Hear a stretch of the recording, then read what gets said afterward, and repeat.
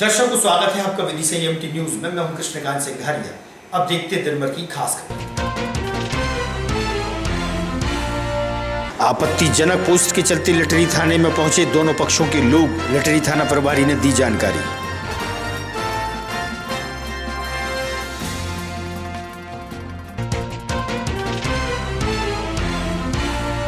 कांग्रेस किसान न्याय यात्रा निकली। शहर में किसानों के हितार्थ कांग्रेसी पहुंचे जिला मुख्यालय। नेता व कार्यकर्ता रहे मौजूद।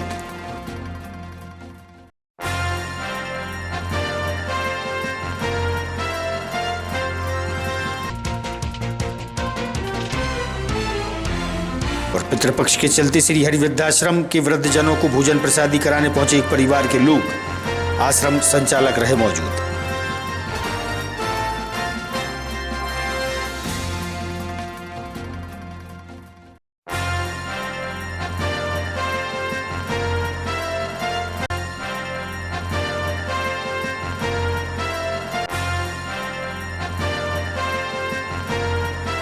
अब खबर विस्तार से। पितृपक्ष चल रहे हैं। पितृपक्ष में श्री हरि वृद्धाश्रम सहित अन्य स्थानों पर पहुंचकर पूर्वजों को याद करते हुए भोजन प्रसादी करा रहे हैं। श्री हरि वृद्धाश्रम के संचालक वेद प्रकाश शर्मा व वृद्धजनों से हुई चर्चा।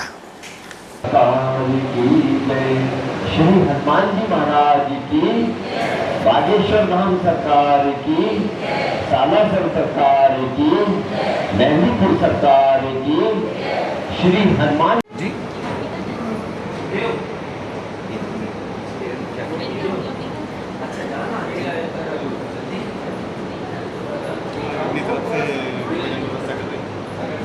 अच्छा डेट कितनी दी है?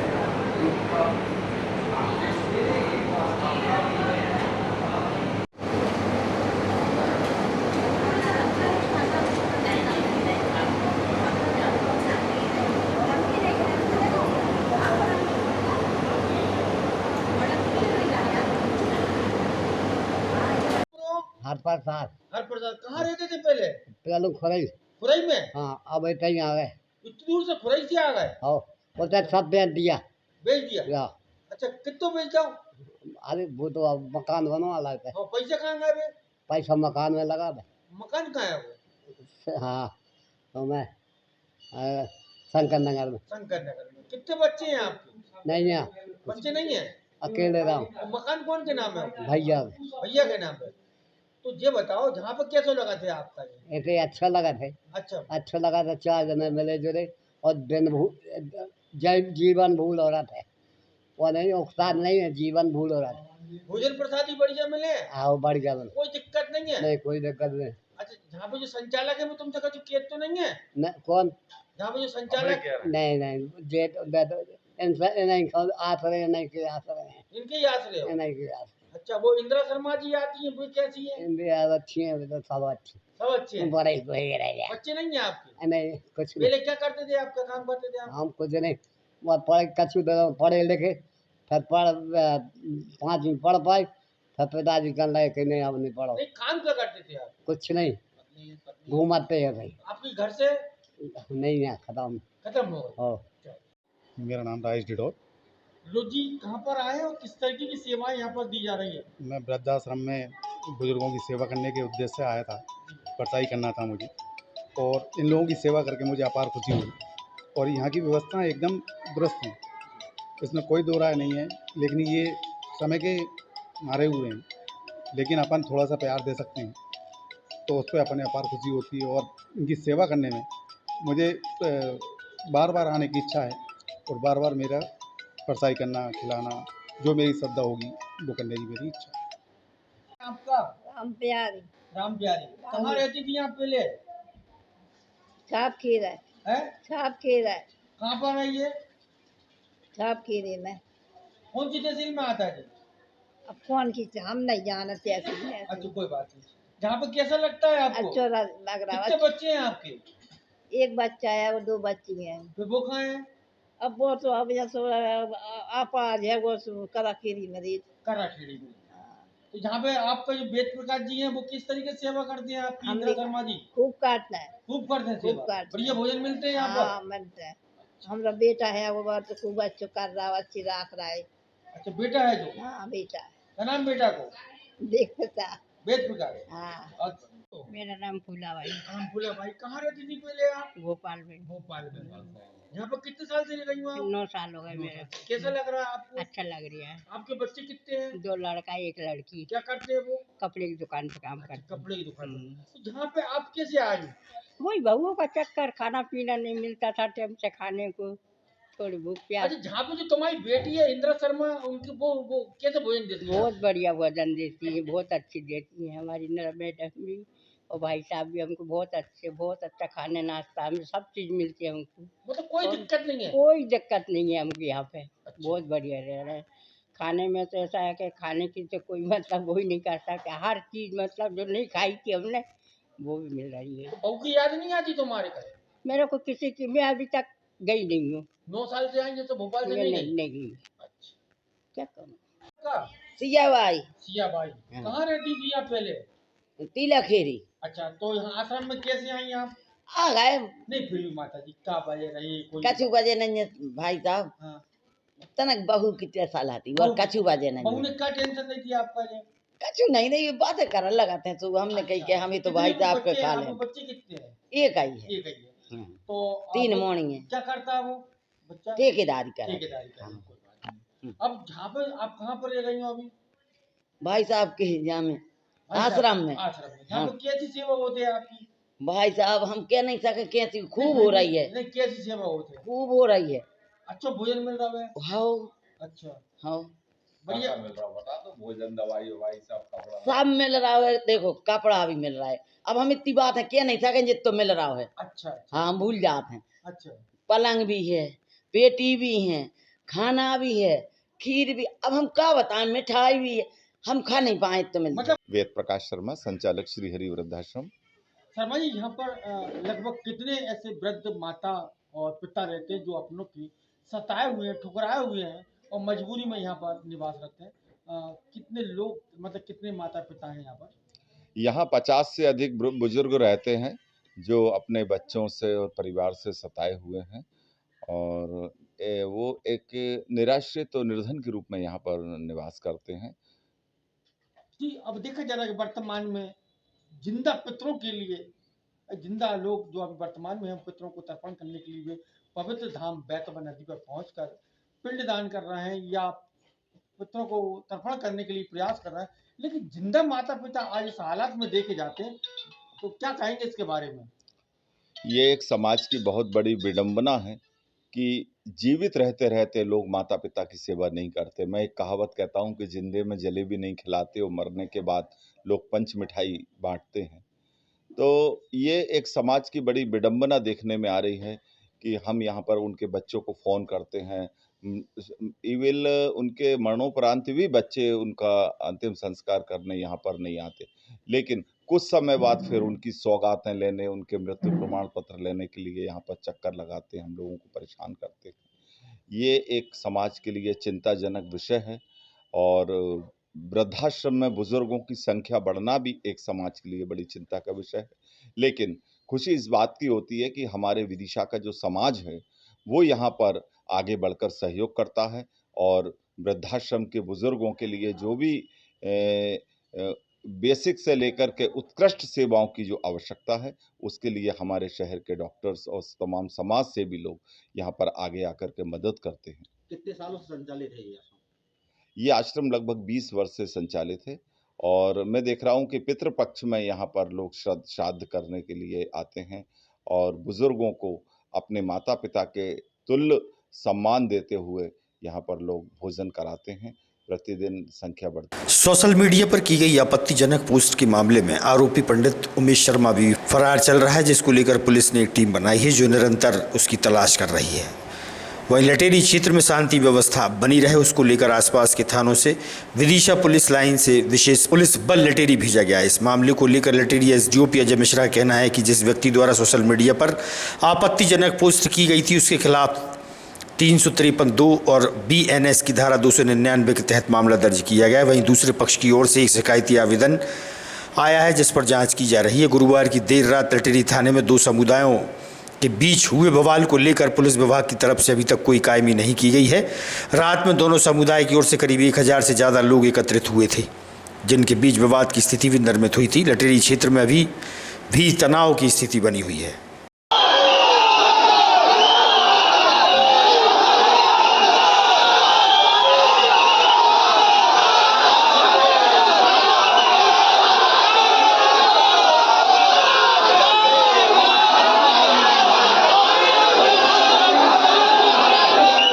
लटेरी में देर रात को किस तरह की घटना हुई है? लॉ एंड ऑर्डर की स्थिति अनियंत्रण से बाहर हो गई थी, क्या कुछ कार्रवाई हुई और क्या मामला है पूरा? एक युवक के द्वारा धर्म विशेष के विरुद्ध जो है बेमनस उत्पन्न करने वाला कोई वक्तव्य जो दिया था, तो उसमें रिपोर्ट पर एक प्रकरण पंजीबद्ध किया गया। तो कितने लोगों के ऊपर एफआईआर दोनों तरफ से दर्ज हुई है? इंस्टाग्राम पे जो किया है वो एक युवक के विरुद्ध है जिसने किया। और दूसरे पक्ष की ओर से? दूसरे पक्ष के संबंध में जो है उन्होंने बताया था कि कुछ नाराज़ होकर उनके युवक उनके घर तक गए थे, तो उसमें भी वो रिपोर्ट ली गई है और उसको भी अभी अनुसंधान में लिया है। सर, दोनों ही मामलों में कितने आरोपियों को राउंड अप किया गया है? अभी जो है प्रयासरत हैं और अनुसंधान कर रहे हैं। तो लॉ एंड ऑर्डर के मामले में क्या स्थिति है सर? लॉ एंड ऑर्डर में विभिन्न पॉइंट लगाए गए हैं और आरोपी की तलाश की जा रही है और संबंधित जो जिम्मेदार लोग हैं उनसे चर्चा की जाए। कल लटेरी थाने में सर देर रात को जिस तरह का बवाल हुआ है, उस मामले में पुलिस की तरफ से भी क्या कोई एफआईआर दर्ज होगी? नहीं, इसमें देखिए दोनों पक्षों को अपनी तरफ से समझाई देना और एक क्षेत्र में सौहार्दपूर्ण वातावरण बना रहे, इसके लिए प्रयास लगातार किए जा रहे हैं। अपने खेत पर अनिकेत दांगी उम्र 23 वर्षीय घूमने के लिए सुबह गया था, जहां सर्पदंश के कारण उसे इलाज के लिए जिला अस्पताल में भर्ती कराया गया है। सर्प के काटने से वह घायल अवस्था में है, जिसका इलाज चल रहा है। क्या नाम है आपका? अनिकेत। अच्छा, क्या हो गया था? कहाँ काटा पैर में? पैर में काटा है खेत पे। खेत पे? हाँ। क्या करने गए थे? खेत में ऐसे ही सुबह टहलने। काय ने काट लिया? सांप ने दिया रहती है।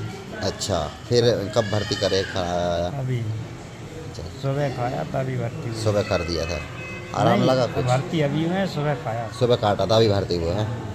अच्छा, क्या नाम है आपका? मुकेश दांगी। अच्छा, ये कौन है आपके जिन्हें काटा सांप ने? चाचा का लड़का है। चाचा का लड़का है, भाई है आपका? अच्छा, कहाँ काटा था? कहाँ के रहने वाले हैं? मदन खेड़ी। वो भैया? हाँ, मदन खेड़ी। मदन खेड़ी के। कहाँ काट लिया?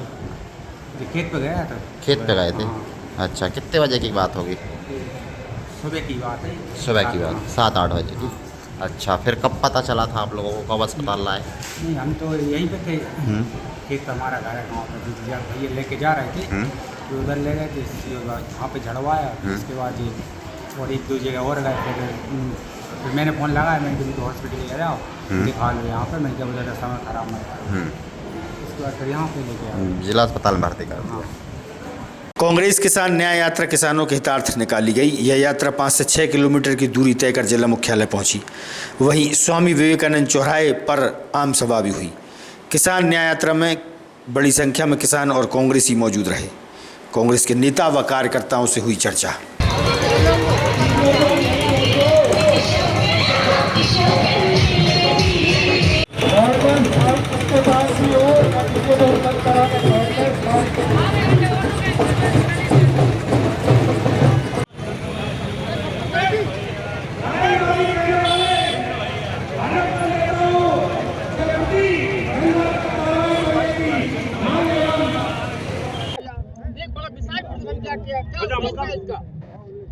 उद्देश्य है कि किसान को सोयाबीन 6,000 रुपये प्रति क्विंटल का भाव मिलना चाहिए, धान का 3100 रुपये भाव होना चाहिए, गेहूं का 2700 होना चाहिए। बल्कि और इसमें मंथन होना चाहिए कि गायों को आप देख रहे हो कि प्रति क्विंटल क्या भाव किसान का लग रहा है, उससे ज़्यादा मिलना चाहिए। किसानों की समस्या के हक में ये न्याय यात्रा निकाली है, क्योंकि किसान की बिजली की समस्या है, बढ़ते हुए बिजली के बिल हैं, उनकी डीपी उठाई जा रही है। साथ ही अबलाओं के साथ दुराचार अत्याचार हो रहा है इस प्रदेश में, युवा बेरोजगार है और नेता प्रतिपक्ष जो लगातार बुलंद आवाज में आपकी कमियों की आवाज़ उठा रहे हैं, उनके खिलाफ भाजपा के नेताओं द्वारा अशोभनीय टिप्पणियां की जा रही हैं, उनके बिगड़े बोल हैं, उसके खिलाफ हम आपत्ति जताने के लिए आज न्याय यात्रा निकाली। संसदीय क्षेत्र से सांसद खुद ही कृषि मंत्री है, किसानों की हितार्थ हेतु क्यों नहीं सोच पा रहा है वो? देखिए, क्योंकि यहाँ से बड़े बड़े नेता निकाले हैं, उनको दम है कि वो तो जीत के चले जाएंगे, लेकिन अब जनता जाग रही है। ये धरती पे संघर्ष किया जाना किसानों के समर्थन में बहुत महत्वपूर्ण है, क्योंकि यहाँ से कृषि मंत्री उनको सोचना चाहिए। आज वो एक हस्ताक्षर से कानून बना सकते हैं। MSP को कानूनी मान्यता दी जानी चाहिए। और इसके लिए हमारे प्रदेश के जो कर्मठ प्रदेश अध्यक्ष हैं जीतू पटवारी जी, वो किसान न्याय यात्रा 10 सितंबर से शुरू कर चुके हैं। मंदसौर के गरौट से शुरू की थी, कल उन्होंने सीहोर में नसरुल्लागंज में की, टिमरनी से होशंगाबाद तक यात्रा निकाली और ये यात्रा निरंतर जारी रहेगी। हर वर्ग के लिए जो राहुल गांधी ने 5 न्याय दिए थे, उसमें हर वर्ग में अभी विपक्ष में होने के बाद भी हम आवाज़ उठाते रहे। पार्टी के द्वारा जो रैली निकाली गई विशाल ट्रैक्टर से, क्या उद्देश्य था इसका, क्या लक्ष्य है आपका? सबसे पहला लक्ष्य तो हमारा ये है कि किसानों को उनकी धान, सोयाबीन, उड़द, मक्का एवं जो खरीफ की फसलें हों उनका सबका दाम हमारे स्वामीनाथन कमेटी के आयोग के माध्यम से मिलना चाहिए। किसान बहुत परेशान है चारों तरफ से, चाहे डीजल की बात करें, चाहे किसान में उपयोग होने वाले संसाधनों की बात करें, बेतहाशा वृद्धि हुई है। हमारे नेता राहुल गांधी जी पर जिस तरीके की टिप्पणी है भारतीय जनता पार्टी के नेता कर रहे हैं, उन पर हम आज जो ट्रैक्टर रैली यात्रा निकाली, आपने न्याय यात्रा निकाली, कहाँ से कहाँ निकली और क्या यहाँ पर मिर्जापुर से लेकर स्वामी विवेकानंद चौराहा ईदगाह तक हमने 6 किलोमीटर की यात्रा थी।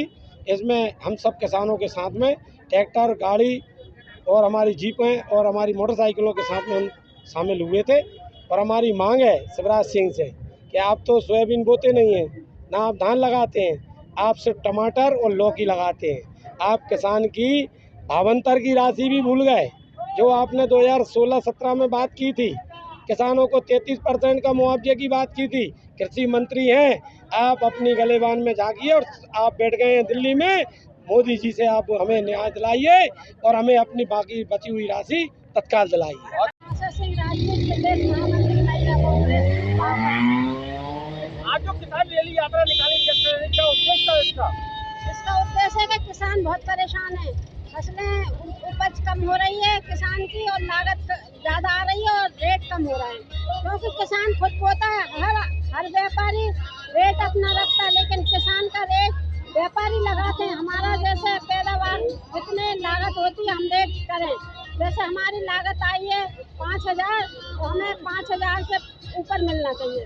अगर 3,000 आई है तो 3 से ऊपर मिलना चाहिए, नहीं तो हमारे बच्चे वक्त कैसे पलेंगे किसानों के। मैं भी एक किसान हूँ, किसानी करती हूँ। दवाई महंगी, खाद महंगा, डीजल महंगा, हर चीज़ महंगी हो गई है।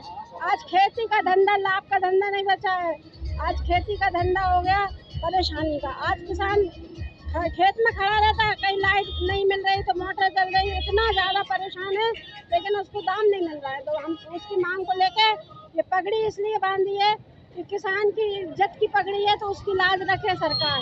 और ढोल इसलिए बजाए हैं कि ढोल गूंगी बैरी सरकार को जगाने के लिए। घुमंतु अर्ध घुमंतु समाज के लोग अपनी समस्याओं को लेकर जिला मुख्यालय पहुंचे। उन्होंने अपनी समस्या ज्ञापन के माध्यम से प्रशासनिक अधिकारी को बताई। हम अपना अधिकार मांगते हैं, हमें अपना अधिकार चाहिए। ऋतु संदीप उदेवर, जिला संयोजिका घुमंतु कार्य। जी, जिले के अंदर लगभग कितने घुमंतु समाज के लोग परिवार में?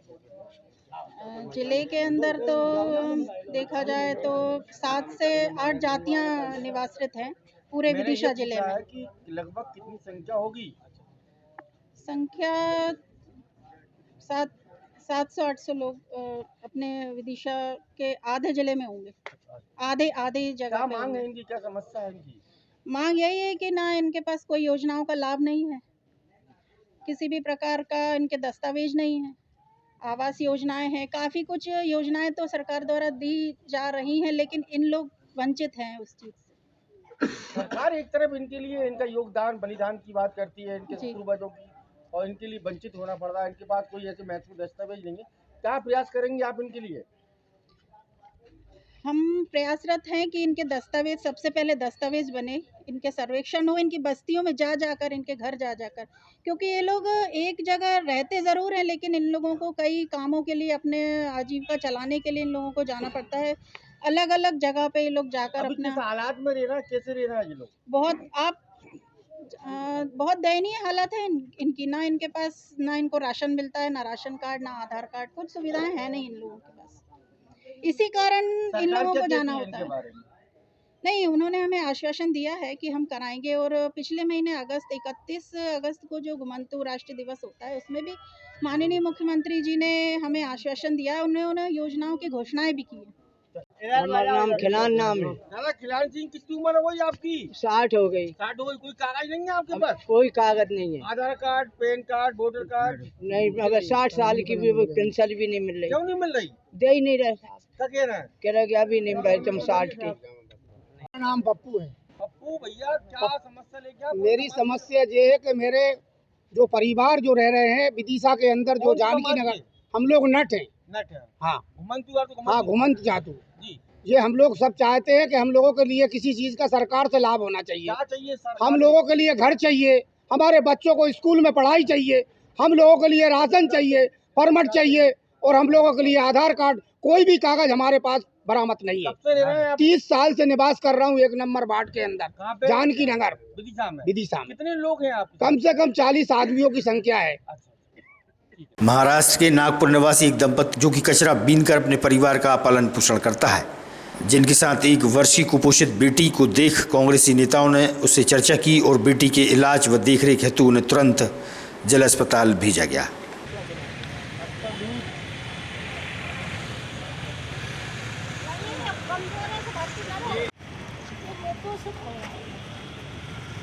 क्या है ये आईना है जो कार्य हो रहा है जमीन के ऊपर, ये उसका आईना है।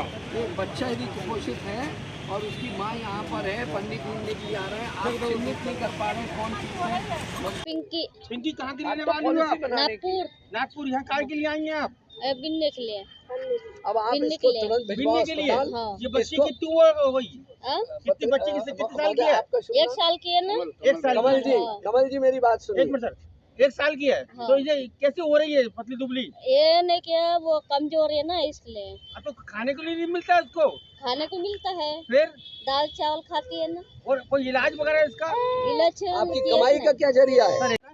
प्रियंका किरार, अध्यक्ष जिला महिला कांग्रेस शामिल हुई थी यहाँ विदिशा में। यहाँ पर ये देखा जा रहा है कि यहाँ पर जो कॉलोनी है, जहाँ पर जो पत्रकार की जो ऑफिस है उसके सामने इस तरीके के बच्चे मिले हैं आपके लिए, क्या कहेंगे इसके बारे में? देखिए, मध्य प्रदेश सरकार का निकम्मापन है। मैं कहूँगी यहाँ मोहन सरकार सिर्फ मंचों पे भाषण देने का काम कर रही है। पूरे मध्य प्रदेश में जहाँ कुपोषण भारी मात्रा में फैला हुआ है, उन बच्चों को चिन्हित नहीं किया जा रहा है। महिला बाल विकास द्वारा उनकी देखभाल के लिए, उनके इलाज के लिए कोई समुचित व्यवस्था नहीं की जा रही है। सिर्फ कागजों में और बैठकों में समय बर्बाद किया जा रहा है, जबकि पूरे मध्य प्रदेश में हजारों बच्चे ऐसे हैं जो कुपोषण के शिकार हैं। और मध्य प्रदेश सरकार की और महिला बाल विकास की ये जिम्मेदारी है कि वो उन बच्चों को चिन्हित करें और उनका समुचित इलाज कराएं। के बारे में क्या जानकारी प्राप्त हुई आपको? अभी आप लोगों के माध्यम से हम लोगों को ये ज्ञात हुआ कि यहाँ पे कोई कुपोषित बच्ची है और अपने माता पिता के साथ यहाँ नागपुर से आए हुए हैं। हम लोग यहाँ पे काम करने के लिए आए हुए हैं बाहर से, लेकिन हम लोगों के संज्ञान में ये बात आई है तो हम उनके बच्ची के माता पिता के साथ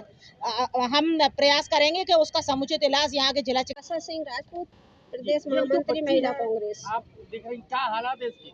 सबसे पहले तो मैं ये कहना चाहूँगी कि जब कांग्रेस की सरकार थी तो हमारे जो मुखिया थे यहाँ के शिवराज सिंह चौहान, उन्होंने गांव में जाकर कुपोषण पे बहुत प्रचार किया था उमा भारती जी ने। और आज विदिशा जिले में सारे बच्चे कुपोषण हो रहे हैं। आंगनबाड़ियों में जाके देख लो, उनकी गाय भैंसें पल रही हैं और आंगनबाड़ी का पूरा माल गाय भैंसों को इधर उधर बांट रहे हैं, बच्चों को कुछ नहीं मिल रहा। तो मैं सरकार से पहले तो यहाँ शिवराज सिंह जी से और सरकार से कहना चाहूँगी कि जो करोड़ों अरबों का पोषण आहार है वो कहाँ जा रहा है?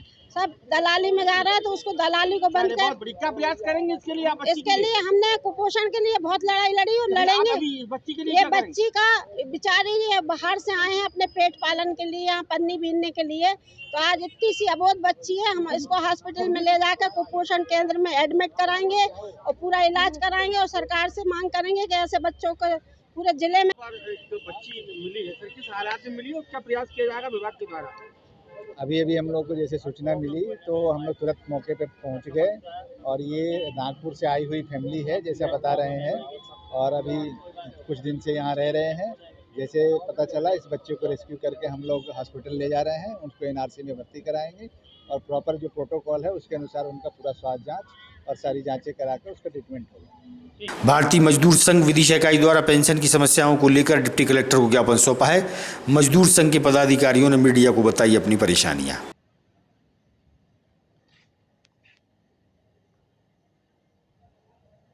महेंद्र सोनी, विभाग प्रमुख, भारतीय मजदूर संघ। भारतीय मजदूर संघ के राष्ट्रीय आह्वान के आह्वान के अंतर्गत पूरे देश में हर जिले में ज्ञापन देना है प्रधानमंत्री के नाम। उसमें कर्मचारी पेंशन स्कीम के अंतर्गत जो पेंशन दी जाती है 2014 से दी जा रही है 1,000 रुपये, उसको बढ़ाकर 5,000 रुपये की जाए। कितने कर्मचारी को लाभान्वित होते हैं अगर पेंशन बढ़ती है तो? इसमें लाखों कर्मचारी इससे लाभान्वित होंगे।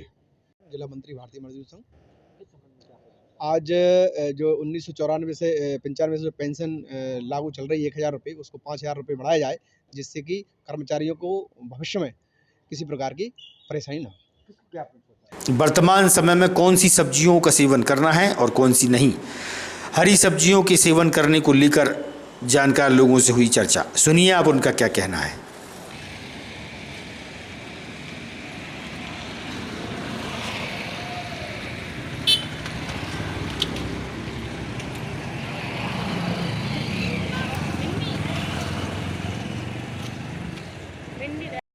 पंडित संतोष शास्त्री। शास्त्री, वर्तमान में देखा जाता कि ऐसे अभी जो वर्तमान में जो गीत चल रहे हैं उनमें कौन कौन सी सामग्री को भोग नहीं लगाना चाहिए, भोग नहीं लगाना चाहिए, नहीं बनाना चाहिए, नहीं खाना चाहिए, क्या वजह है उसकी? देखिए ऐसा है कि यदि हम जो है एकादशी जो होती है भगवान जिसमें शयन करते हैं, तो भगवान की शयन की एकादशी भगवान विष्णु जब शयन में पहुंच जाते हैं तो भगवान विष्णु को इन चीज़ों का भोग नहीं लगता। जैसे भट्टे हैं, मूली है, करेला है, और वैज्ञानिक दृष्टि से भी इनको देखा जाए तो अब बरसात के समय में जो है भट्टे में कीड़े हो जाते हैं, इसलिए उन भट्टों को भी नहीं खाया जाता। मूली बात करती है, पित्त करती बढ़ाती है, इसलिए उसको नहीं खाया जाता। कुंवार में करेला नहीं खाए जाते।